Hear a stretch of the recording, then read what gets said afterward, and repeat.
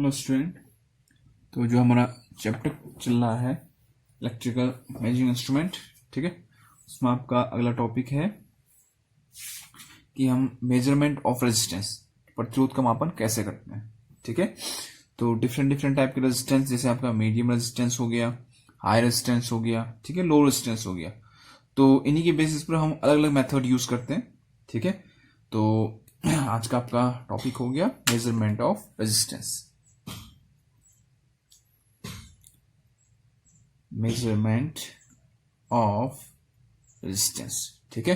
तो मैंने आपको पहले बता रखा है कि रेजिस्टेंस होता क्या है। ठीक है, तो एक बार फिर से सुन लीजिए। ठीक है, रेजिस्टेंस होता क्या है। ठीक है, ठीक, किसी धातु द्वारा, ठीक है, करंट के लिए किया गया विरोध। ठीक है, मतलब कोई धातु है, कोई कंडक्टर है, आप इसमें से करंट फ्लो करा रहे हैं। ठीक है, इसमें आपने क्या किया, करंट फ्लो कराया। तो इस कंडक्टर के द्वारा, क्योंकि इस अर्थ में कोई भी ऐसा ऑब्जेक्ट नहीं है जो सुपर कंडक्टर है, मतलब जिसका रेजिस्टेंस जीरो हो, तो वह कोई भी चालक हो उसका कुछ ना कुछ क्या होगा, रेजिस्टेंस होगा ही होगा। ठीक है, तो जब आप किसी कंडक्टर में से करंट फ्लो कराते हैं तो चालक क्या करता है, उस करंट का विरोध करता है। तो इसकी वो प्रॉपर्टी जिसकी कारण वो करंट का क्या करे, विरोध करे, उसे क्या कहते हैं हम, रेजिस्टेंस। ठीक है, तो उसे हम किसे डिनोट करते हैं, आर से। ठीक, तो रेजिस्टेंस क्या है, प्रॉपर्टी है। ठीक है, चालक की क्या है, प्रॉपर्टी है, जिसके कारण वो क्या करता है, करंट का विरोध करता है। ठीक हो गया, तो ये आपका क्या था, रेजिस्टेंस था। ये हमने पहले देखा हुआ है। ठीक है, इसकी इकाई क्या होती है, फिर यूनिट क्या होती है, ओम होती है। ठीक है, तो पहले हम देख लेते हैं मीडियम रेजिस्टेंस। ठीक है,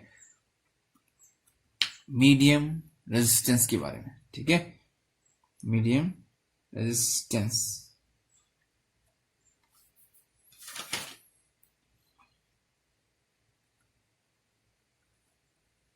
ठीक है, और का फॉर्मूला भी आपको पता होना चाहिए, R is equal to rho L upon A. ठीक है, ये रो हो गया रेजिस्टिविटी, ये है लेंथ, ये है एरिया। ठीक है, ये हम पहले पुराना देख चुके हैं। ठीक है, बस थोड़ा सा आपको ये फॉर्मूला याद रहना चाहिए, क्योंकि कभी कभी फॉर्मूला पूछ लेता है। ठीक है, तो देखो मीडियम रेजिस्टेंस निकालने के आपके मेनली 5 मेथड्स हैं। ठीक है, तो आपके उसमें ज्यादा डिटेल में नहीं है। ठीक है, बस आपको पता होना चाहिए कि कौन कौन से मेथड्स हैं। ठीक है, मैं हल्का हल्का थोड़ा थोड़ा सबके बारे में बता देता हूं आपको, ताकि थोड़ा सा आपके दिमाग में रहे।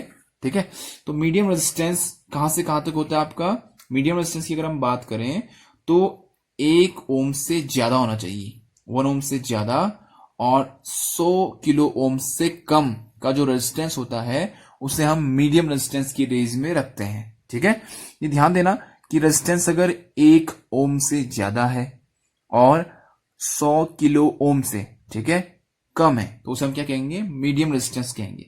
तो पहला जो मेथड है जिसके द्वारा हम क्या करते हैं, मीडियम रेजिस्टेंस मेजर करते हैं, इसे कहते हैं वोल्ट मीटर एमीटर मेथड। ठीक है, क्या कहेंगे हम, वोल्ट मीटर एमीटर मेथड। ठीक, तो इसके द्वारा हम क्या करते हैं, मीडियम रेजिस्टेंस को मेजर करते हैं। तो पहला मेथड क्या हुआ, वोल्ट मीटर एमीटर मेथड। दूसरा है सब्स्टिट्यूशन मेथड। ठीक है, अगर एग्जाम में आपको पूछेंगे कि मीडियम रेजिस्टेंस किससे फाइंड आउट करते हैं, तो इनमें से एक मेथड, जो मेथड में लिखा रहा हूं, इनमें से एक मेथड उसमें होगा, उसमें आपने टिक लगाना है। ठीक है, तो पहला क्या हो गया, वोल्ट मीटर एमीटर मेथड। दूसरा हो गया सब्स्टिट्यूशन मेथड। ठीक, तीसरा हो गया आपका व्हीटस्टोन ब्रिज मेथड।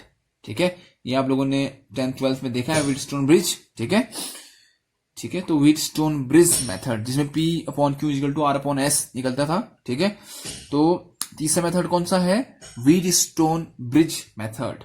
ठीक है, चौथा मेथड कौन सा है, ओम meter method, ohm meter method. ठीक हो गया, और आपका पांचवा है carry foster bridge, carry foster bridge, carry foster bridge, या फिर इसे ही हम कहेंगे स्लाइड वायर ब्रिज, भी इसे ही कहते हैं। ठीक है, स्लाइड वायर ब्रिज। ठीक हो गया मेथड। ठीक, तो आपका जो मीडियम रेजिस्टेंस निकालने के लिए, ठीक है, कौन कौन से मेथड होगी, volt meter ammeter method, substitution method, Wheatstone bridge method, ohm meter method और कैरी फोस्टर ब्रिज मेथड, ठीक है, जिसे हम स्लाइड वायर ब्रिज भी कहते हैं। तो इनके द्वारा आप क्या फाइंड आउट करोगे, मीडियम रेजिस्टेंस को आप इसके द्वारा निकाल सकते हो, ठीक है। तो मीडियम रेजिस्टेंस कहां से कहां तक आपका 1 ओम से ज्यादा होना चाहिए और आपका 100 किलो ओम से कम होना चाहिए, ठीक है। तो ये था आपका मीडियम रेजिस्टेंस। अब हम थोड़ा थोड़ा इनके बारे में देख लेते हैं, ठीक है। देखो पहला है वोल्ट मीटर एमीटर मेथड, ठीक है, ठीक। वोल्ट मीटर एमीटर मेथड में क्या होता है, देखो इसकी 2 मेथड है, ठीक है। वोल्ट मीटर एमीटर मेथड में 2 मेथड होते हैं। एक मेथड में हम एमीटर को क्या करते हैं, नियर रखते हैं किसके, रेजिस्टेंस के जिसको आपने मेजर करना है, और एक में हम एमीटर को दूर रखते हैं, ठीक है। देखो मैं फिगर से आपको समझा लेता हूं, ठीक है। एक में ऐसा सर्किट होगा आपका, ये आपका वोल्ट मीटर है, ये आपका एमीटर है, ठीक है, और यहां पर वो रेजिस्टेंस है जिसको आपने, जिसका रेजिस्टेंस निकालना है, ठीक है। तो इसे मैं टेस्ट रेजिस्टेंस कह देता हूं। तो इसका आपने रेजिस्टेंस फाइंड आउट करना है। तो एक कनेक्शन ये होता है, तो यहां पर आई ए ले लेते हैं, ठीक है, यहां से टोटल करंट आएगा आई। तो ये आपका यहां से आप सप्लाई दोगे, ठीक है, यहां से आप वोल्टेज अप्लाई करोगे, ठीक। तो ये आपका सर्किट है, ठीक, वोल्ट मीटर एमीटर मेथड में, जिसमें हम क्या करते हैं, एमीटर को टेस्ट रेजिस्टेंस के नजदीक रखते हैं, ठीक है। और एक दूसरा मेथड इसी में है, यही है, उसमें उसे भी वोल्ट मीटर एमीटर मेथड ही कहते हैं। बस उसमें फर्क इतना पड़ता है कि उसमें एमीटर को यहां रखा जाता है, उसके बाद आपका वोल्ट मीटर लगाया जाता है, ठीक है। हमने वोल्ट मीटर एमीटर के बारे में देख रखा है इससे पहले।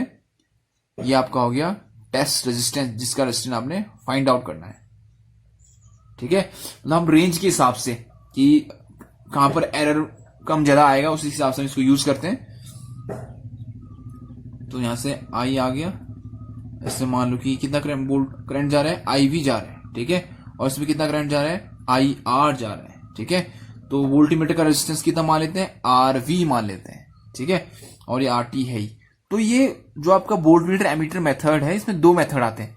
एक में आपका एमीटर टेस्ट रेजिस्टेंस के नजदीक होगा, और दूसरे में जो आपका एमीटर है वो आपका दूर होगा, या फिर ऐसा कह सकते हैं कि वोल्ट मीटर टेस्ट रेजिस्टेंस के नजदीक रहता है, ठीक है, ऐसा आप कह सकते हो, ठीक। अब इन दोनों की खासियत क्या होती है, कि दोनों में डिफरेंस क्या है। पहला तो आपको दिख रहा होगा कि आपका एमीटर उसमें नजदीक है इस वाले में, और इसमें दूर है, ठीक है, टेस्ट रेजिस्टेंस से, ठीक। यहां से आप वोल्टेज अप्लाई करोगे, ठीक है, यहां से आप वोल्टेज अप्लाई करोगे, ठीक है। तो देखो अगर एरर, फिर इसमें थोड़ा सा आपको एरर के बारे में बताना चाहिए, ठीक है। देखो एरर क्या होता है, इसके बाद थोड़ा सा टॉपिक आएगा, उसमें मैं और डिटेल में आपको बताऊंगा। फिलहाल यहां पर थोड़ा सा देख लो कि it is the difference between true value to measure value, ठीक है। ट्रू वैल्यू मतलब जितनी आनी चाहिए थी, ठीक है, माप करिए जितना उसका माप आना था, और जितना आपने मेजर करके निकाला है। मान लो ये किसी चीज की लंबाई है, ठीक है, आपने किसी स्केल से, ये मान लो कोई चीज है, रॉड है, ठीक है, इसकी जो एक्चुअल लेंथ है वो 5 मीटर है, ठीक है, एक्चुअल लेंथ, आपने इसको मेजर किया तो ट्रू वैल्यू कितनी होगी, 5 मीटर होगी। और जो आपने मेजर किया, मान लो कि 4.7 समथिंग मेजर किया, किसी एरर के कारण, बहुत से टाइप के एरर होते हैं, तो किसी एरर के कारण, ठीक है, सिस्टमेटिक एरर के कारण या ग्रॉस एरर, किसी भी एरर के कारण आपका जो मेजर किया आपने वो कितना आया, 4.7 मीटर के कारण, मतलब आपको देखने में गलती से हो गया या फिर स्केल की गलती से। हम वो थोड़ा सा एरर के बारे में जब देखेंगे वहां थोड़ा सा अच्छे से देखेंगे एरर के बारे में। बस यहां पर थोड़ा सा एक है कि एरर जो आपका 5 मीटर का स्केल था वो आपने कितना ले लिया, 4.7 मीटर ले लिया। तो एरर क्या होता है, difference between true value to measure value. True value कितनी थी, 5 मीटर, आपने कितना मेजर कर दिया, 4.7, तो इसमें 0.3 का एरर आ गया, ठीक है। तो आपको एरर क्या होता है, difference between true value to measure value, इसे हम एरर कहते हैं, ठीक है। तो एरर हम देखेंगे इस टॉपिक के बाद अच्छे से, ठीक है। बस यहां पर थोड़ा सा मैं एरर इसलिए बता रहा हूं क्योंकि मैं आगे जो बताने जा रहा हूं ना उसमें एरर का थोड़ा सा जिक्र है, तो आपको पता होना चाहिए कि एरर होता क्या है। तो डिफरेंस होता है ये true value to measure value, मतलब जितनी उसकी एक्चुअल लेंथ है, अगर लंबाई की बात करें, ठीक है, और जितना आपने मेजर किया उसको, तो उसका जो डिफरेंस होता है उसे हम क्या कहते हैं, एरर कहते हैं, ठीक है। अब देखो फिर अगर मैं इस मेथड की बात करूं, ठीक है, वोल्ट मीटर एमीटर मेथड की बात करूं, ठीक है, वोल्ट मीटर एमीटर मेथड, उसमें आपका एमीटर कहां पर लगा हुआ है, टेस्ट रेजिस्टेंस के नजदीक, और यहां पर एजम्पशन किया जाता है कि जो वोल्ट मीटर है उसका रेजिस्टेंस बहुत हाई है, ठीक है। एजम्पशन मतलब एज्यूम किया जाता है। तो अगर इसका रेजिस्टेंस बहुत ज्यादा है तो यहां से बहुत कम करंट फ्लो करेगा, ठीक है। अगर बहुत कम करंट फ्लो करेगा तो लगभग आई और आई ए बराबर होंगे, ठीक है। मतलब एकदम बराबर नहीं होंगे, लगभग, ठीक है। तो हम कह सकते हैं कि जो आपका टोटल करंट है वही आपका क्या है, करंट फ्लो हो रहा है टेस्ट रेजिस्टेंस में से। ऐसा क्यों कह रहा हूं मैं, क्योंकि हमने यहां पर एज्यूम किया हुआ है कि वोल्ट मीटर का रेजिस्टेंस बहुत ज्यादा है, ठीक है। तो अब यहां पर देखो फिर अगर मैं वोल्टेज आपने V अप्लाई किया हुआ है, ठीक है, तो ये वोल्टेज ही आगे जाके खर्च होने वाला है, ठीक है। तो यहां पर देखो, मान लो ये एमीटर है, इसका कुछ ना कुछ रेजिस्टेंस होगा, मैं उसे RA मान लेता हूं, ठीक है। तो आपने जो वोल्टेज अप्लाई किया वो कहां कहां खर्च हो रहा है, I, टोटल करंट कितना है I, RA, और प्लस आपका वही करंट आपका इसमें जा रहा है टेस्ट रेजिस्टेंस में। तो देखो IA जा रहा है जाने को, तो लेकिन दोनों बराबर मान लिए मैंने, ठीक है, क्योंकि हमने एज्यूम किया है कि वोल्ट मीटर का रेजिस्टेंस बहुत ज्यादा है, ठीक है, RB बहुत ज्यादा है। तो यहां पर क्या आएगा, IART होना चाहिए था वैसे, लेकिन मैंने दोनों बराबर मान लिए, तो ये हो जाएगा आपका IRT, ठीक है। तो वही हमने क्या किया कि जो आपने टोटल वोल्टेज अप्लाई किया तो कहां कहां खर्च होगा, एक तो यहां पर जो इसका रेजिस्टेंस होगा यहां पर खर्च होगा, और जो आपका टेस्ट रेजिस्टेंस है वहां पर खर्च होगा। तो ये टोटल वोल्टेज यहां पर और यहां पर जाके खर्च होने वाले।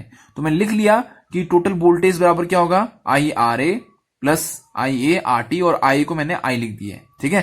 तो ये दोनों वोल्टेज ड्रॉप अगर आप जोड़ दोगे तो यही वोल्टेज आएगा, ठीक है। मतलब ये जो वोल्टेज है वो यहां पर ड्रॉप हुआ और यहां पर ड्रॉप हुआ, ठीक है। चलो फिर देखते हैं। आपने क्या किया, I कॉमन ले लिया, ठीक है। I कॉमन ले लिया तो अंदर क्या बचा, RA plus RT, V upon I, RA plus RT, ठीक है। अब V अपॉन I क्या होता है, V अपॉन I मतलब टोटल वोल्टेज, टोटल करंट, तो टोटल रेजिस्टेंस, ठीक है। तो इसको मैं क्या लिखूंगा, RM मतलब टोटल रेजिस्टेंस, इस सर्किट का टोटल रेजिस्टेंस कितना आया, RM is equal to RA plus RT, ठीक है। देखो मैंने क्या किया, V अपॉन I को क्या लिखा है, RM लिखा है, क्योंकि हमें पता है ओम्स लॉ के अनुसार V इज इक्वल टू क्या होता है, IR। तो R कितना होगा, R इज इक्वल टू आएगा V अपॉन I। तो ये मैं RM क्या लिखा है, इसका टोटल रेजिस्टेंस, जो आपका सर्किट है इसका टोटल रेजिस्टेंस कितना है, RM, इसकी जगह मैंने क्या लिख दिया, RM। तो किसके बराबर होगा वो, RA प्लस RT, ठीक है क्या। अब देखो एरर, मैंने आपको एरर इसलिए बताया था क्योंकि आपको एरर देखना है। यहाँ पर एरर क्या होता है, देखो एरर होता है difference between true value to measure value, ठीक है। देखो एरर आपका, देखो जो आपने मेजर वैल्यू की है वो ज्यादा भी हो सकता है या फिर कम भी हो सकता है। मतलब मान लो आपका 5 मीटर का स्केल है, आप इसको 6 मीटर भी पढ़ सकते हो, गलती से 4 मीटर भी पढ़ सकते हो। तो इसको जो फॉर्मूला होता है आपका एरर निकालने का, प्लस माइनस ट्रू वैल्यू या मेजर वैल्यू, आपकी मर्जी है, ठीक है, कोई भी ज्यादा हो सकता है, measure value minus true value upon में ट्रू वैल्यू होती है, ठीक है। तो प्लस माइनस इसलिए लिखा है मैंने बाहर, क्योंकि अब जरूरी नहीं है ना, आपने क्या पता ज्यादा पढ़ दिया उसको, तो मेजर वैल्यू ज्यादा भी हो सकती है कम भी हो सकती है। तो मैंने बाहर क्या लिखा है, प्लस माइनस लिखा हुआ है। तो ये प्लस माइनस आपका मेजर वैल्यू अगर की बात करें हम, ठीक है, ठीक है, RM की बात करें तो कितना आ रखा है, RA प्लस RT आया है, ठीक है, और माइनस RT पहले से ही है, ठीक है, अपॉन में RT, ठीक। तो प्लस माइनस कितना आया, फिर इससे ये कैंसिल, तो ये आ गया आपका RA अपॉन RT, ठीक है। देखो ये क्या था, टोटल रेजिस्टेंस, या फिर हम अगर बात करें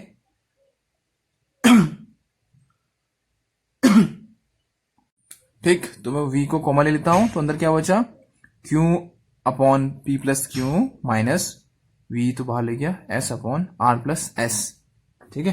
तो इसको अगर आप सॉल्व करोगे तो आपका V यह आएगा RQ माइनस SP अपॉन में क्या आएगा, P प्लस Q, ठीक है। तो ये आ गया आपका VTH, ठीक, VTH कितना आ गया, V RQ minus SP upon P plus Q R plus S। इसको सॉल्व करिए तो ये आपका VTH निकल गया, ठीक है। व्हीटस्टोन ब्रिज हम फाइंड आउट कर रहे हैं थ्योमिन थ्योरम की हेल्प से। मैंने वीटीएस निकाला किसके अक्रॉस, गैल्वेनोमीटर के अक्रॉस, तो मैंने गैल्वेनोमीटर को हटा दिया, तो वी और डी में आपने वोल्टेज निकाल दिया वोल्टेज डिवाइडर रूल से, ठीक है। अब आपका निकालना है आरटीएच, अब आपने निकालना है आरटीएच, ठीक है। अब हम निकालेंगे आरटीएच। तो देखो ध्यान से देखना, आरटीएच निकालने के लिए क्या करते हैं, ठीक है।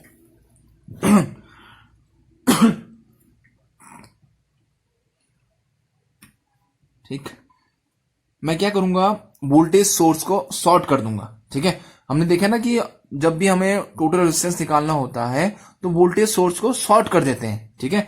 तो आपका जो वोल्टेज सोर्स था मैं इसको शॉर्ट कर दूंगा, तो आपका जो फिगर है, जो आपका व्हीटस्टोन ब्रिज है, वो थोड़ा सा चेंज हो जाएगा। मैं आपको दिखा देता हूं कि कैसा चेंज हो, कैसा बनेगा वो। ये आपका था व्हीटस्टोन ब्रिज, ऐसा था, ठीक है। ये आपका P था, ये आपका Q था, ये आपका R था, ये आपका S था। ये आपका शॉर्ट कर दिया मैंने वोल्टेज सोर्स को, ठीक है। और ये आपका बीच, यहां पे मुझे VTS निकालना है इसके अक्रॉस, गैल्वेनोमीटर के अक्रॉस, ठीक है। ऐसे ही मान सकता हूं मैं इसको, ठीक है। तो ये A है, ये आपका B है, ये आपका C है, ये आपका D है। तो मैं इसी सर्किट को ऐसा ही बना सकता हूं। ये B पॉइंट है, तो नीचे बना लेते हैं, ये आपका B पॉइंट है, ठीक है। इससे दो रेजिस्टेंस निकल रहे हैं, एक P एक Q। ध्यान से देखना आपने, बिल्कुल एकदम दिमाग लगाते हुए, ठीक है, ताकि ऐसा लगे कि ऐसा क्यों हो रहा है आपको।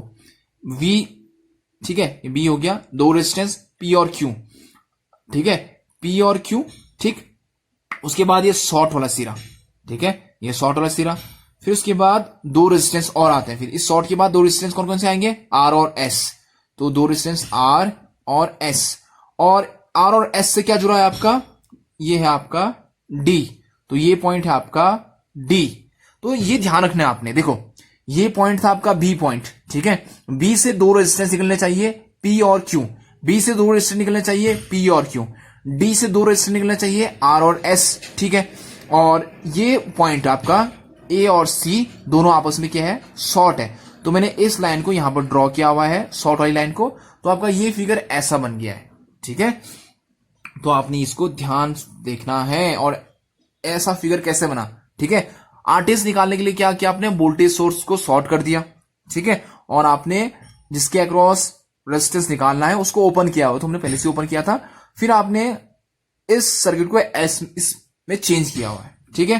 चलो फिर अब तो ये सिंपल हो गया, दो पैरेलल में है, ये भी पैरेलल में है, तो दोनों को पैरेलल में सॉल्व करेंगे और दोनों फिर सीरीज में जुड़ जाएंगे, ठीक है।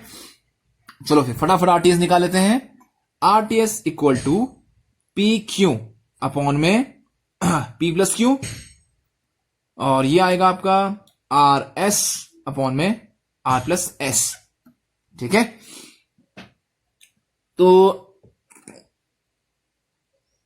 ठीक है, देखो पहले मैंने क्या किया, इन दोनों को पैरेलल में सॉल्व किया, इन दोनों को पैरेलल में सॉल्व किया और दोनों को जोड़ दिया, क्योंकि सीरीज में दोनों रेजिस्टेंस जुड़ जाते हैं। तो इन दोनों को फिर आपस में जोड़ दिया मैंने, तो आपका क्या निकल गया, आरटीएस निकल गया, ठीक है। तो थ्योमिन थ्योरम में हमने वीटीएस निकाल दिया, आरटीएस निकाल दिया। अब मैं सर्किट बना सकता हूं, कौन सा, थ्योमिन सर्किट जिसे हम कहते हैं। तो देखो ये आपका वीटीएच हो गया, ठीक है, ये आपका आरटीएच भी हो गया, ये हो गया आपका जिसके अक्रॉस, ये हो गया आपका गैल्वेनोमीटर का रेजिस्टेंस, ठीक है। तो सब कुछ मिल गया फिर हमें, ठीक। और इसे मान लो कि कितना करंट फ्लो हो रहा है, आईजी करंट फ्लो हो रहा है, ठीक है। ध्यान से सुनना, आपके सर्किट में कितना करंट फ्लो हो रहा है, आईजी, ठीक है। तो मैं आईजी कितना लिखूंगा, IG equal to VTH upon में आरटीएच प्लस आरजी, लिख सकते हो ना, सिंपल सा है। देखो वही Ohm's law, V equal to I R, R कितना है, 2 है, आरटीएस और आरजी दोनों सीरीज में है, तो मैंने दोनों को जोड़ दिए, तो वही ओम्स लॉ ही है ये, उतना वो नहीं करना आपने, ठीक है। अब हम वैल्यूज को रखेंगे, ठीक है, जो हमने वैल्यू निकाली है वीटीएच और किसकी, आरटीएच की, उनकी वैल्यू को हम रखने वाले, ठीक। वैल्यूज को रखते हैं और देखते हैं कि हमें मिलता क्या है, ठीक है। चलो फिर आगे बढ़ते हैं।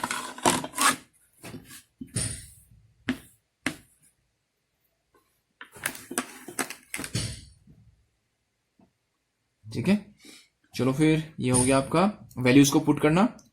आई जी आया था, वीटीएच आया था, वीटीएच अपॉन में आरटीएच प्लस आरजी आया था।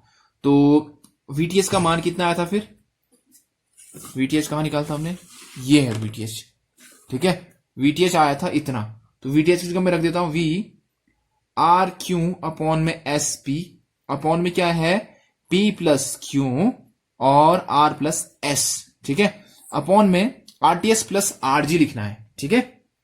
तो RTS की वैल्यू कितना निकाला था, RTS कहां गया आपका, RTS आपका ये रहा, ठीक है, RTS का मान हमने यहां पर निकाल के रखा है, ठीक है।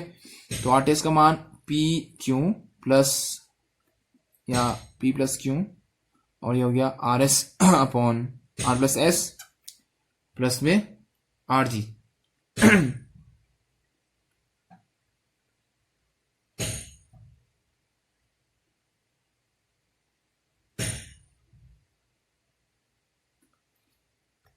तो हमने क्या किया, हमारा जो वैल्यू आया था IG का वो आया था VTH upon RTS plus RG, ठीक है। थ्योमिन के सर्किट से हमने ये वैल्यू निकाली। अब VTH का मान रख दिया और RTS का मान रख दिया और RG है, ठीक है। अब अंडर बैलेंस कंडीशन जब आपका व्हीटस्टोन क्या होगा, बैलेंस होगा, तो अंडर बैलेंस कंडीशन IG का मान क्या होता है, 0 होता है। मतलब बैलेंस कंडीशन में गैल्वेनोमीटर में से कोई करंट फ्लो नहीं होता है, ठीक है। तो अंडर बैलेंस कंडीशन आपका क्या होगा, IG का मान 0, ठीक है। तो IG का मान 0 हो गया तो नीचे वाली वैल्यू कंप्लीटली क्या हो जाएगी, 0 हो जाएगी, जाहिर सी बात है, ठीक है। तो आपका जो IG है वो 0 हो गया, तो आपका 0 इक्वल टू क्या आएगा, V R Q minus SP, ठीक है। क्यों, क्योंकि आपका ये जो नीचे का टर्म है ना वो कंप्लीट 0 से मल्टीप्लाई होकर 0 आना है। अब V नीचे जाएगा, ये भी 0 हो गया, तो 0 इक्वल टू आ गया आर क्यू माइनस SP, ठीक है। ये V यहां गया, ये भी 0 हो गया, ठीक है, V से डिवाइड किया 0 तो 0 आ गया। तो यहां से मैं लिख सकता हूं R Q is equal to SP, या फिर आप लिख सकते हो R is equal to P upon Q S। तो यह आपका व्हीटस्टोन ब्रिज से निकलता है कि P upon Q equal to R upon S भी कह सकते हो, R is equal to P upon Q S, ठीक है। तो ये आपका था व्हीटस्टोन ब्रिज से, ठीक है। और हमने यहां पर क्या यूज किया है, थ्योमिन थ्योरम से हमने यहां पर यूज करके इस डेरिवेशन को निकाले की, ठीक। तो आपको यहां पर थोड़ा सा थ्योमिन देने को मिला। वैसे हम क्या करते हैं, किरचॉफ का जो लॉ है उसको लगाते हैं। क्या करते थे, हमने देखा एक इसको मान लेते हैं सर्किट, एक इसको क्लोज सर्किट मान लेते हैं, दोनों में आपको किरचॉफ लॉ लगाएंगे, 2 इक्वेशन निकलेगा, दोनों को डिवाइड करेंगे, आना यही है। बस मैंने आपको यहां थ्योमिन से इसलिए कराया है क्योंकि आपके कोर्स में थ्योमिन भी है, उसका रिवाइज भी हो गया और थोड़ा सा आपका नया मेथड भी सीख लिया करिए, इससे भी हम व्हीटस्टोन ब्रिज को निकाल सकते हैं, इसकी डेरिवेशन कर सकते हैं, ठीक है। तो व्हीटस्टोन ब्रिज की बात करूं अगर, तो R equal to P upon Q क्या आ गया, S आ गया, तो R की वैल्यू आप इजिली फाइंड आउट कर सकते हो, ठीक है। तो अगर आपका ब्रिज बैलेंस है, अंडर ब्रिज बैलेंस कंडीशन, तो आपका जो आपका ब्रिज है वो गैल्वेनोमीटर के इंटरनल रेजिस्टेंस का उस पर कोई प्रभाव नहीं पड़ता सर्किट पे, ठीक है। अगर आपका ब्रिज बैलेंस है तो फिर ऐसा लगा कि गैल्वेनोमीटर है ही नहीं, ठीक है, ऐसा लगता है कि गैल्वेनोमीटर आपके सिस्टम में कनेक्ट ही नहीं है, तो उसका रेजिस्टेंस कोई मायने नहीं रखता है, ठीक है। तो ये था आपका व्हीटस्टोन ब्रिज, ठीक है, ठीक। तो ठीक, अब देखो यहां पर, देखो मैंने ये क्या लिखा हुआ है आपको समझाने के लिए, फिर से देखो, देखो V अपॉन आई तक आपको यहां तक तो नॉर्मली है, ठीक है।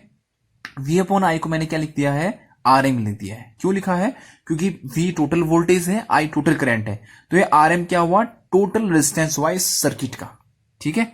चलो फिर अब एरर क्या होता है, एरर मेजर्ड वैल्यू, यहां पर हम रेजिस्टेंस को मेजर कर रहे हैं, तो मेजर रेजिस्टेंस, ठीक है, माइनस ट्रू टेस्ट रेजिस्टेंस या फिर ट्रू रेजिस्टेंस भी कह सकते हैं। तो देखो आपने इतना रेजिस्टेंस क्या किया, मेजर किया है, उसमें आपका मीटर का जो एमीटर है उसका रेजिस्टेंस भी आ गया, और जो आप टेस्ट करते जिसका रेजिस्टेंस आप फाइंड आउट कर रहे थे, ठीक, वो दोनों जुड़ गया आपस में। लेकिन आपको क्या चाहिए था, सिर्फ इसका रेजिस्टेंस चाहिए था ना, लेकिन इसके साथ RA भी जुड़ गया, तो ये दोनों रेजिस्टेंस क्या कहलाएंगे, मेजर रेजिस्टेंस कहलाएंगे, ठीक है। तो इसी को मैंने RM लिखा हुआ है। तो आपका एरर क्या होगा, मेजर रेजिस्टेंस जितना आपने मेजर किया है और जितना आपका टेस्ट रेजिस्टेंस था, ठीक है, जितना आपको टेस्ट करना था, माइनस RT अपॉन में RT। ये RT क्या है, टेस्ट रेजिस्टेंस, ये आपने मेजर करना था, लेकिन उसके साथ क्या आ गया, RA भी आ गया, क्योंकि एमीटर का कुछ ना कुछ रेजिस्टेंस तो होगा ना। तो एरर क्या होगा फिर, जब आपने RM की वैल्यू रखी यहां से, रेशियो किसका, आपका जो आर्मेचर है उसका रेजिस्टेंस, ठीक है, आर्मेचर नहीं, एमीटर, ठीक है, जो एमीटर का रेजिस्टेंस होता है और जो आपका टेस्ट रेजिस्टेंस है उसका जो रेशियो होता है वो आपका क्या कहलाता है, एरर कहलाता है, ठीक है। अगर मैं स्केल की बात करूं, 1 ओम से लेकर कहां तक काम होता है आपके वोल्ट मीटर एमीटर मेथड में, 1 ओम से लेकर 100 किलो ओम तक मेजर करते हैं, ठीक है। तो अगर मेरा 1 किलो ओम है, ठीक है, तो ये क्या है आपका टेस्ट जो है, टेस्ट रेजिस्टेंस है। अगर मुझे मान लो 1 किलो ओम 2 किलो ओम अगर मेरे पास कोई रेजिस्टेंस है, उसकी वैल्यू अगर 2 किलो ओम 3 किलो ओम है 1 किलो ओम है, मुझे पता नहीं, मैं अंदाज से कह रहा हूं, 1 ओम है 2 ओम है, ठीक है, तो अगर उसकी वैल्यू 1 ओम 2 ओम 3 ओम 4 ओम है, ठीक, मान लो कोई रेजिस्टेंस है, तो उसके लिए अगर मैं, ठीक है, इस वाले किसको, वोल्ट मीटर एमीटर मेथड के उस वाले स्टेप को लूं जिसमें आपका एमीटर आरटी के नजदीक है, तो अगर मैं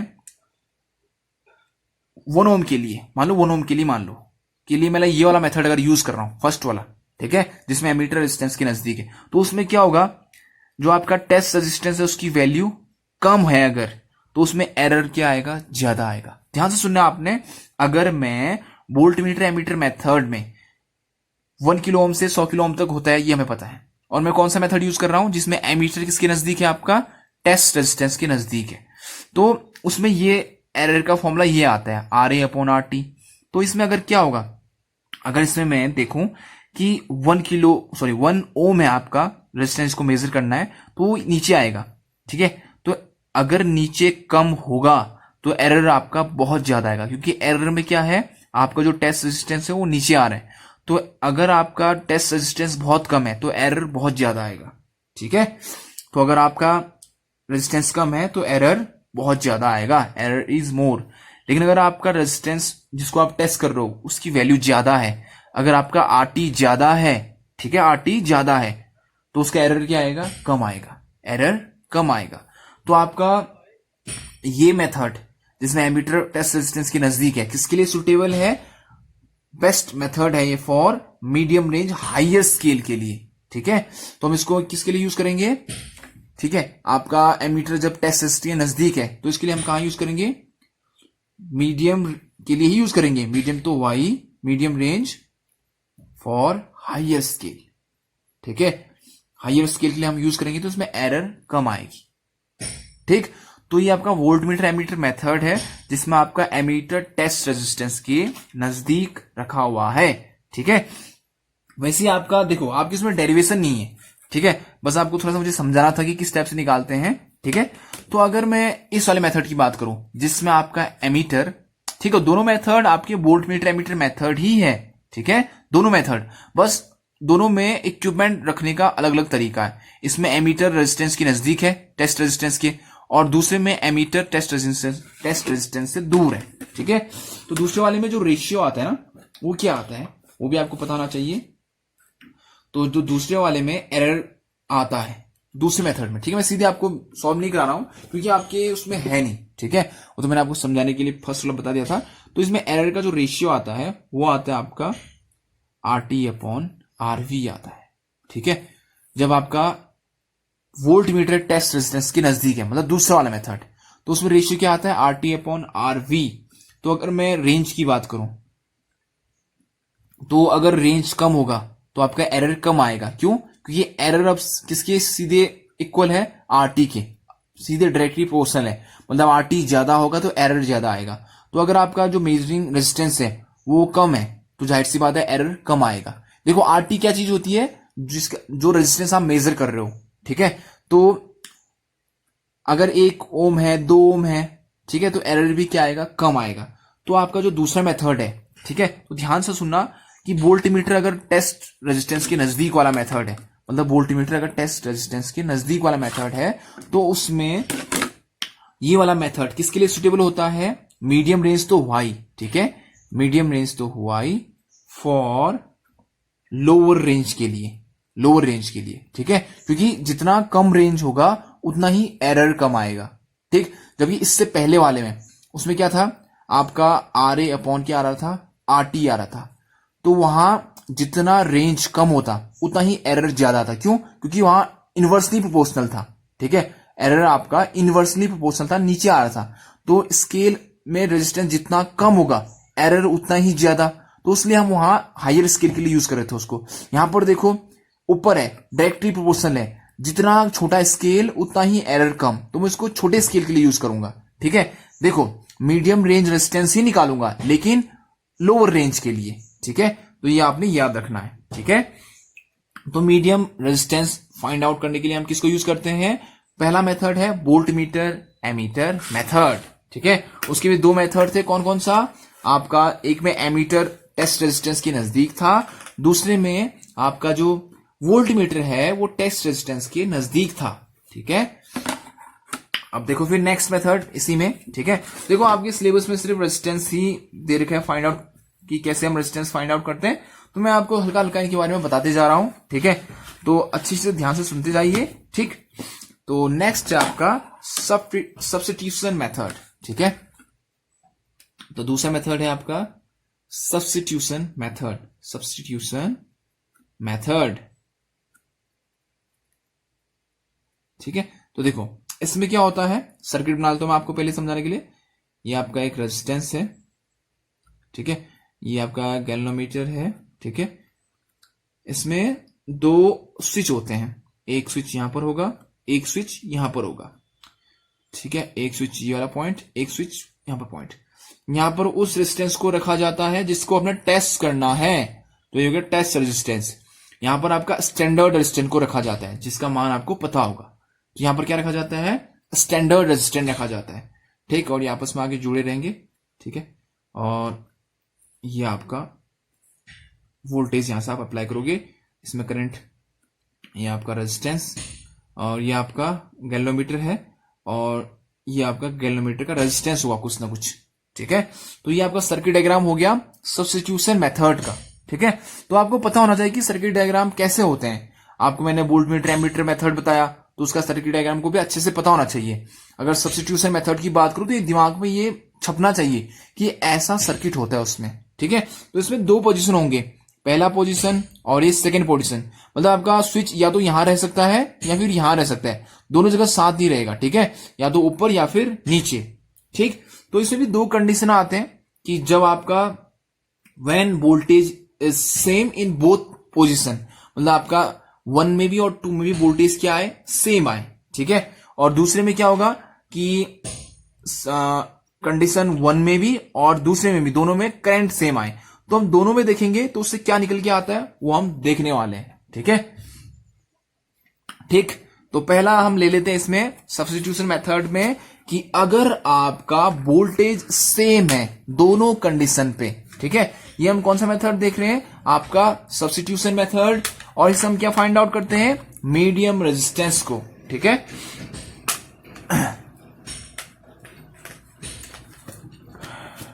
ठीक, तो देखो फिर पहले व्हेन वोल्टेज इज सेम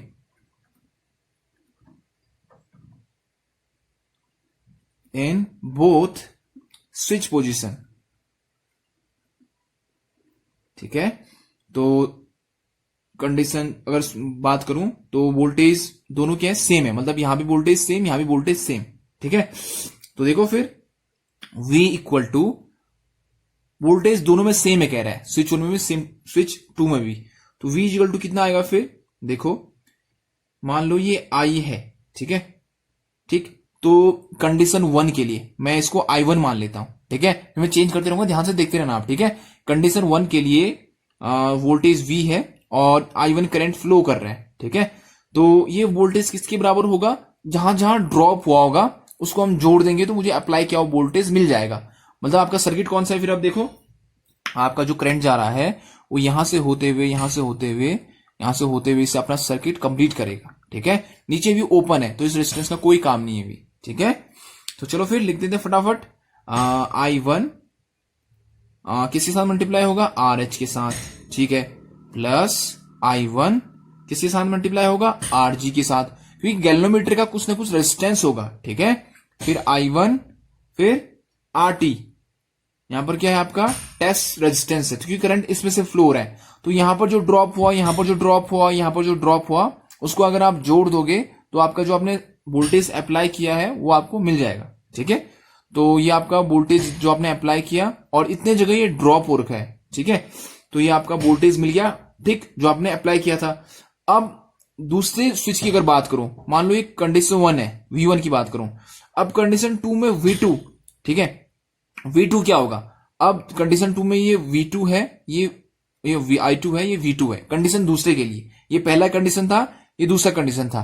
दूसरे कंडीशन में आपका स्विच कहां हो गया? अब नीचे हो गया है। तो दूसरे कंडीशन में V2 क्या होगा? अब V2 is equal to I2RH plus I2RG और प्लस I2S। ठीक है, और मैंने मान रखा है कि when voltage is same in both position, तो आपका वोल्टेज सेम है, तो ये दोनों क्या हो गए? इक्वल हैं। तो मैं इक्वेशन फर्स्ट और इक्वेशन 2 को इक्वल कह सकता हूं। ठीक है, क्योंकि मैंने मान रखा है कि वोल्टेज दोनों में क्या है? सेम है। तो चलो फिर दोनों को इक्वेट कर लो। I1 कॉमन ले रहा हूं मैं। ठीक है, ये I1 है तो मैं कॉमन ले रहा हूं। तो RH plus RG plus RT बराबर किसके आ गया?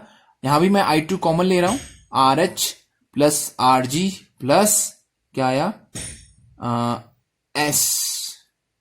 ठीक है, देखो दोनों ना इक्वेशन ये दोनों आपस में इक्वल मान रखा है मैंने। ठीक है, क्योंकि वोल्टेज दोनों का सेम मान रखा है दोनों स्विच पोजीशन पे। ठीक है, चलो फिर इसको सॉल्व करते हैं फटाफट। पहले ये इसको भेजते हैं यहां। तो ये आ गया RH plus RG plus RT। ठीक है, तो ये हो गया आपका I2 अपॉन में I1। ठीक है, और ये हो गया RH plus RG plus S, ये भी ठीक है। ठीक है, अब मुझे RT का मान निकालना है। ठीक है, क्योंकि टेस्ट रेजिस्टेंस है, जाहिर सी बात है मुझे रेजिस्टेंस का मान ही निकालना है। तो RT बराबर क्या आएगा? RT इक्वल टू IT अपॉन I1 RH plus RG plus S और माइनस आएगा RG प्लस RH। ठीक है, देखो ये दोनों इधर चले जाएंगे ना, तो माइनस लेके जाएंगे, ये भी माइनस में होगा, ये भी माइनस में होगा। तो मैंने दोनों का माइनस कॉमन लिया, बाहर लिख दिया और अंदर प्लस कर दिया। ठीक है, बस इतना मैंने चेंज किया है। ठीक है, अब देखो फिर ये आपका इक्वेशन बना है, इसको मैं थोड़ा सा आगे सॉल्व करने वाला, हल्का सा आगे। तो देखो फिर RT बराबर क्या आ गया? IT अपॉन I1 RH प्लस RG। तो अगर आपको रेजिस्टेंस निकालना है तो इस वैल्यू में आप रखोगे और आपका रेजिस्टेंस निकल जाएगा। ठीक है, तो सब्स्टिट्यूशन मेथड में सब्स्टिट्यूट करना है आपने। ठीक है, वोल्टेज आपने दोनों का सेम माना है। ठीक है, तो ये आपकी इक्वेशन निकल गई। तो इनमें वैल्यूज रखोगे तो आप RT का मान निकाल सकते हो। अब एक कंडीशन में क्या आती है, देखो जो आपका डिफ्लेक्शन होगा ना गैल्वेनोमीटर में, वो किसके प्रोपोर्शनल होगा? करंट के प्रोपोर्शनल होगा। ठीक है, तो ये मान लो φ1 आपका डिफ्लेक्शन कब आया? जब आपका केस 1 था, मतलब जब I1 करंट फ्लो हो रहा था आपके सर्किट पे, और ये आपका डिफ्लेक्शन आया φ2 जब आपका करंट I2 फ्लो हो रहा था आपके सर्किट पे। ठीक है, इफ क्या बात कर रहा हूं मैं? इफ डिफ्लेक्शन इज सेम, अगर आपका ये क्वेश्चन आता है। ठीक है, मैं इसलिए करा रहा हूं इसको, आपको अभी आपको समझ में आएगा नीचे। देखो इफ डिफ्लेक्शन इज सेम, अगर आपका डिफ्लेक्शन सेम आ रहा है, मतलब ये φ1 और φ2 बराबर है। देखो ये φ है क्या चीज? आपका गैल्वेनोमीटर है, वो डिफ्लेक्ट करता है। ठीक है, तो जितना उसमें करंट जाएगा उतना वो डिफ्लेक्ट करता है। ठीक है, आपका गैल्वेनोमीटर मूव करता है, ठीक, स्केल में। तो वो डिफ्लेक्शन किसके प्रोपोर्शनल होता है? आपका करंट के प्रोपोर्शनल होता है। ठीक, तो केस 1 में I1 करंट फ्लो हो रहा था तो φ1 डिफ्लेक्शन आया गैल्वेनोमीटर में, और अगर I2 की बात करूं तो उसमें φ2 डिफ्लेक्शन आया। तो अगर दोनों डिफ्लेक्शन बराबर हैं, अगर φ1 किसके बराबर है? φ2 के। ठीक है, ठीक है, थीटा ले लो या फाइ मान ले, तो आपकी मर्जी, फाइ मान लेना। θ1 किसके बराबर है? θ2 के बराबर है अगर। ठीक है, फिर क्या होगा?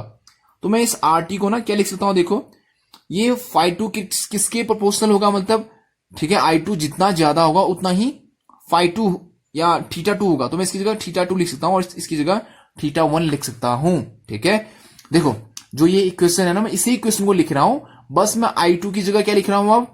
θ2, और I1 की जगह क्या लिख रहा हूं, θ1, क्योंकि जितना ज्यादा आपका I2 होगा उतना ही ज्यादा क्या होगा, φ2 होगा, जितना ज्यादा I1 होगा उतना ही ज्यादा θ1 होगा, तो दोनों एक दूसरे के डायरेक्टली प्रोपोर्शनल होते हैं, तो मैं ऐसा लिख सकता हूं, ठीक है। बाकी आगे का सेम रहने वाला है, ठीक है, ठीक है। तो ये दोनों अब इक्वल हैं अगर, तो ये दोनों कैंसिल हो जाएंगे क्योंकि इक्वल है, तो ये आएगा आपका R H plus R G plus S minus R G minus का आर एच, तो आर एस से आर एस कैंसिल, आर से आर जी कैंसिल, तो ये आ गया एस। तो ये पॉइंट आपने याद रखना है, ठीक है।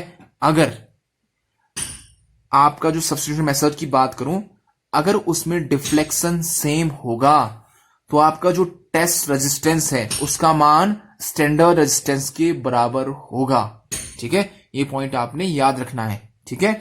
अगर आपका जो डिफ्लेक्शन है वो सेम आ रहा है, ठीक है, गैल्वेनोमीटर पे, तो हम कहेंगे कि जो आपका स्टैंडर्ड रेजिस्टेंस है वही आपका टेस्ट रेजिस्टेंस है, मतलब जो आपने रेजिस्टेंस कनेक्ट किया हुआ है उसकी वैल्यू स्टैंडर्ड रेजिस्टेंस के बराबर ही है, ठीक है। तो ये था आपका सब्स्टिट्यूशन मेथड, ठीक है। देखो आपके कोर्स में इतनी डिटेल में नहीं है, बस मैं आप थोड़ा शॉर्ट शॉर्ट में बता रहा हूं, बस इतना कि आपके दिमाग में याद रहे कि ये ऐसी चीज होती है, ठीक है। अगर मैं सब्स्टिट्यूशन मेथड की बात करता हूं तो आपके दिमाग में ये बनना चाहिए, ठीक है, कि ऐसा सर्किट होता है, ठीक है। अगर मैं वोल्ट मीटर एमीटर की बात करता हूं तो आपके दिमाग में वोल्ट मीटर एमीटर सर्किट बनना चाहिए, ठीक है। और आपको ये भी याद होना चाहिए कि एमीटर किसके नजदीक, टेस्ट रेजिस्टेंस के नजदीक, और वोल्ट मीटर टेस्ट रेजिस्टेंस नजदीक में क्या अंतर होता है, ठीक है दोनों वोल्ट मीटर एमीटर मेथड ही है, ठीक, लेकिन दो पार्ट है उसके, दो हिस्से हैं, उनकी अपनी अपनी जगह अपनी वैल्यू है। एक को हम मिनिमम रेंज के लिए यूज करते हैं, एक को ज्यादा रेंज के लिए यूज करते हैं, वो एरर के हिसाब से, जहां पर एरर कम आएगा, ठीक है। तो मैंने आपको बताया, ठीक है। तो ये था आपका सब्स्टिट्यूशन मेथड, ठीक है, तो ये भी आपने याद रखना है। नेक्स्ट है आपका व्हीटस्टोन ब्रिज मेथड, ठीक है। व्हीटस्टोन ब्रिज मेथड आप लोगों ने पहले देखा हुआ है, ठीक है। तो यहां पर मैं थोड़ा सा आपको थ्योरम मैंने आपको कराया था, नेटवर्क थ्योरम में जब आपको कराया था मैंने, तो थ्योरम सर्किट होता है, ठीक है, उसकी हेल्प से कराऊंगा, ठीक है। थ्योरम वोल्टेज निकालेंगे, थ्योरम रेजिस्टेंस निकालेंगे, आरटीएस वीटीएस निकालेंगे, ठीक है। और जो आपने 12th में या फिर 11th में देखा उसमें सिंपल हम किरचॉफ सॉरी किरचॉफ लॉ लगाते हैं और इक्वेशन फर्स्ट को इक्वेशन सेकंड से डिवाइड कर देते हैं और आपका P upon Q equal to R upon S आ जाता है। यहां पर हम थोड़ा सा अपना थ्योरम रिवाइज कर लेंगे, ठीक है, उसकी हेल्प से मैं आपको व्हीटस्टोन ब्रिज बताने वाला हूं, ठीक है। तो ये आप देखें, ठीक है। तो हम नेक्स्ट तीसरा आपका व्हीटस्टोन ब्रिज, ठीक है, ये आप सब लोगों ने देखा हुआ है, पढ़ा हुआ है, ठीक है। तो एक ब्रिज होता है व्हीटस्टोन ब्रिज, ठीक है। मैं सर्किट बना देता हूं पहले आपके लिए, ये देखो ध्यान से, ठीक है। इस टाइप का होता है, एक रेजिस्टेंस यहां पर लगा रहता है, ठीक है, एक रेजिस्टेंस यहां पर होता है, ठीक है, और एक रेजिस्टेंस यहां पर होता है, ठीक, एक रेजिस्टेंस यहां पर होता है, ठीक है, और बीच में लगा रहता है आपका गैल्वेनोमीटर, ठीक है, और ये आपका वोल्टेज अप्लाई किया होता है यहां से, ठीक है। चलो ए बी और ये सी और ये डी, ये मान लो पी, ये मान लो क्यू, ये मान लो आर, ये मान लो एस, ठीक है। तो आपने आर रेजिस्टेंस को फाइंड आउट करना है, ठीक है। ये जो आपका आर रेजिस्टेंस है इसकी वैल्यू को निकालना है, ठीक है। तो ये वेरिएबल रेजिस्टेंस है जिसकी मान को आपने फाइंड आउट करना है, ठीक है।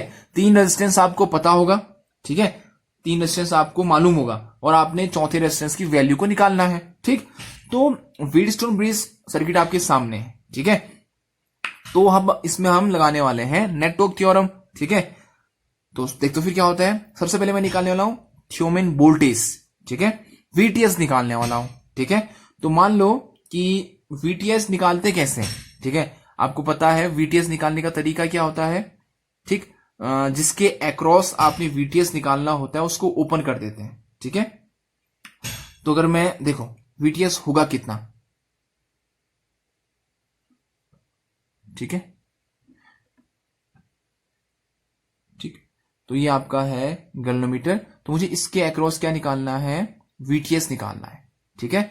तो हमने देखा है नेटवर्क थ्योरम में कि जिसके अक्रॉस आपने थ्योरम वोल्टेज निकालना होता है, वीटीएस निकालना होता है, उसको ओपन कर देते हैं। ठीक है, तो इसको ओपन कर दिया तो यहां पर क्या बचा, वीटीएच की अगर मैं बात करूं तो कितना होगा, इसके वी और डी के अक्रॉस वोल्टेज। ठीक है, ठीक, इसके अक्रॉस वोल्टेज, तो मैं ऐसे यहां पर लिख सकता हूं वीटीएच इक्वल टू कितना होगा, V B minus V D. ठीक है, देखो वीटीएस मतलब इस गैल्वेनोमीटर के अक्रॉस वोल्टेज, मतलब ठीक है इसके अक्रॉस वोल्टेज।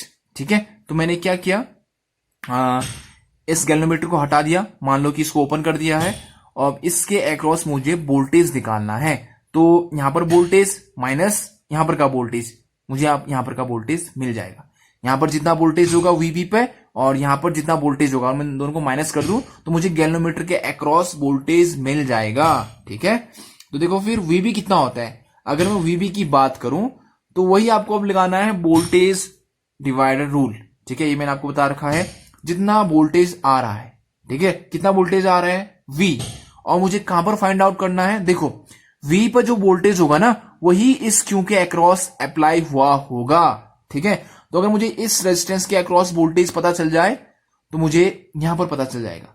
देखो फिर यहां से जो वोल्टेज आया है ये तो ओपन है, ये जो गैल्वेनोमीटर है ये ओपन है, तो ये जो वोल्टेज आया होगा इसके अक्रॉस और इसके अक्रॉस, तो ये जो वोल्टेज है वो इसके अक्रॉस भी और इसके अक्रॉस भी सेम लगेगा क्योंकि दोनों पैरेलल में है, तो इसके अक्रॉस भी वी, इसके अक्रॉस भी वी, बीच में ओपन है। तो ये जो वी है, इस सर्किट की बात करूं, ऊपर की अगर बात करूं यहां से लेकर यहां तक, तो ये जो वी है, ठीक, मुझे कहां पर फाइंड आउट करना है, इस क्यू पे, इस क्यू रेजिस्टेंस पे।